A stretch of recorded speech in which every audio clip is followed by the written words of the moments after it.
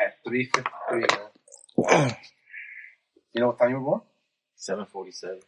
What about you, David? 7:47. 7:47. Wow, that's an important number. JaySLay, what? When were you born? What number? What time? At 3:53. 3:53. On a Wednesday, yeah. On a Wednesday? Yeah. I think I was born because I recently got my birth certificate recently, and I think I looked on there and it said I was born at 8:53 in the afternoon or a.m. And morning, baby. But I hate mornings. Like I hate mornings. Like I can't stand mornings. I'm not a morning person, but I'm becoming a morning person. Tell you the truth. But JaySLay, what is significance about time and birthdays to you? It's just what you would call another year, man. You know, the year of life. Time to reflect.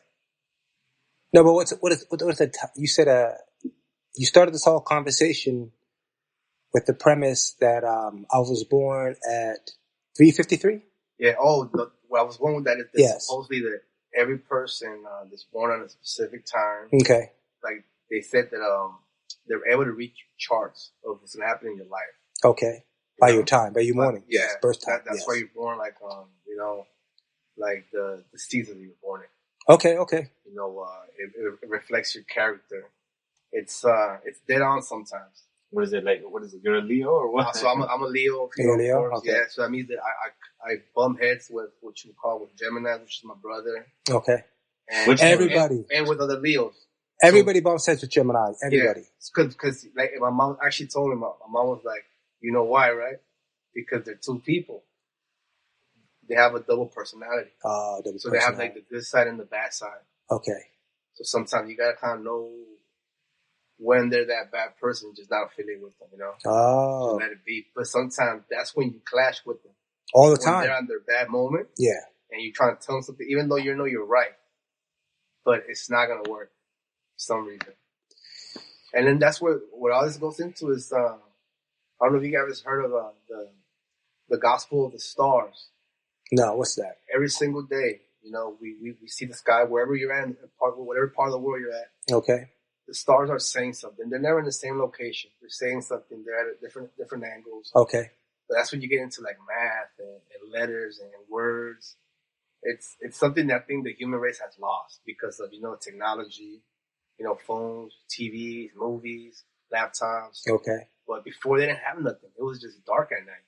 So what would they do? They would look at the stars and say there's stories behind them. Okay. There's people that know every single name of a star. That's kind of impossible to me.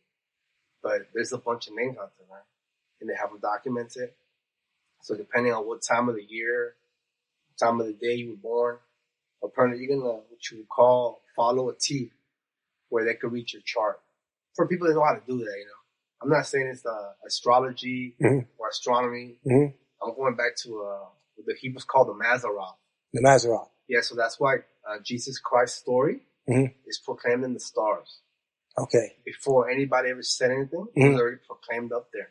Mm-hmm. So every single day, it's talking about something. But we just can't see it anymore. We lost that skill of storytelling. What's your sign? Because that Mazzaroth thing you're gonna go, that's a 2 hour rabbit hole. You're getting ready to jump down, and I'm not gonna do it right now. Okay, so Mazzaroth. That's very good. Google Mazzaroth or whatever. Okay. I apologize, Flex. What is your sign? That was about to be a long conversation. You asked me where I was going with it. No, and you took, I don't know where you took it. You took it on a Concorde jet. Flex, what's your sign, Flex? I'm a Virgo. And Virgos like to judge. So really? Yes. We have to search this up because I don't judge at all. So you don't judge at all? We have to have I recently started getting into astrology. You have to. And it's scary when it matches. No, it does match. It matches all the time. That's what I'm saying. I think it's how you use astrology. I think if you use it for good, it's good. If you use it for bad, it's bad. I believe if you use astrology, because most things match up. Unfortunately, they may match up. But, it is what it is. It's really about the source now. The source or you could just search something up and get bad information. But where are these? Is this just content creation at this point? You know, with astrology. Well, where are you getting it from? No, true. Yeah, everybody, like JaySLay had his perspective on astronomy or astrology. I don't know if it's astrology, I think. Like, there's a difference between both of them. You know? One's like kind of like the worship of the stars, and then the other one's the interpretation. You're trying to because you know like how Genesis says that every single day that the stars, the sun, and the moon are for signs, for seasons, and for times, right? Just like we had the 4 blood moons. They came on specific times, 4 in a row, Jewish festivals. And then we have the Revelation 12 about the woman clothed with the stars. That means it was the Virgo with the sun with the sun on her head, and the moon, the crescent moon, right underneath her feet. That happened September. Yeah, but what is the literal? If that's your interpretation, what is the literal interpretation or the literal science? I mean, what science is interpretation? Because everybody, you can interpret something and it could be on, but there's many different interpretations. They're going on by that, just the sign of the Virgo, and then the moon being on top of her, and then the crescent being underneath her. Like, as the sun's coming up and the moon's coming down, you were still able to see the Virgin, what you would call, and then what you call certain what you would call constellations lining up. There's people that do that. Yeah, they read these charts. Okay. They know. When you say the Virgin, okay, see, this is where we cross so many different lines. The Virgo. Okay, so Virgo, but the Virgo. Okay, so what is the implication of Virgo? Or what is, like, when you see the Virgo in Revelations, I'm taking the Virgin, right? Yeah. Okay, so what does that mean? Like, who is the Virgin? What is the Virgin? Because if you say Virgin Mary, now you've gone into the occult. No, I'm saying what you would call. I was never saying the Virgin Mary. Well, see, that's what I'm saying. I'm saying the woman. The woman. The woman clothed with the stars. That's what it says. Okay. But of course, you have to actually attribute the woman to the Virgo sign. So that's how they do. Mm-hmm. Then you have what you call, like you said, that Virgos judge. Your things are scales, right? That's what it is. That's Libra. Libra scales. So Libra are scales, Balance. So all this stuff that we see now came from somewhere. Came from Greece. That's what I'm saying. Yeah. Greece, but the Arabs, man, they study the stars. The Chinese study the stars. There's people. The pirates study the stars. There's people that believe in this very, very seriously, man. And they do nothing without what you would call going to somebody that reads the stars for them, astrologers, They do all this stuff. It's out there. Hey, so Flex, what's your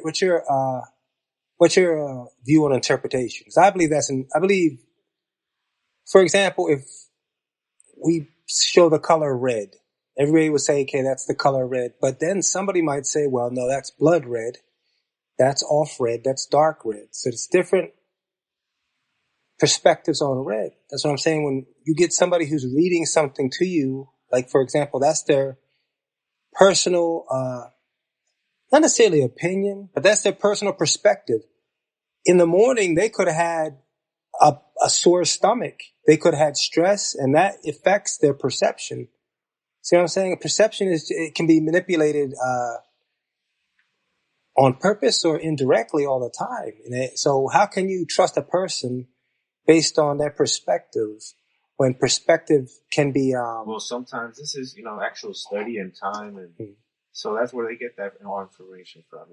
They dedicate their lives to it and pass it on from generation to generation. But like you said, the pirates use the Vikings use the stars. The Chinese will kill you if you get things wrong back in the days. That's right. Okay. They used to kill you. So that's where we're going to myth and folklores.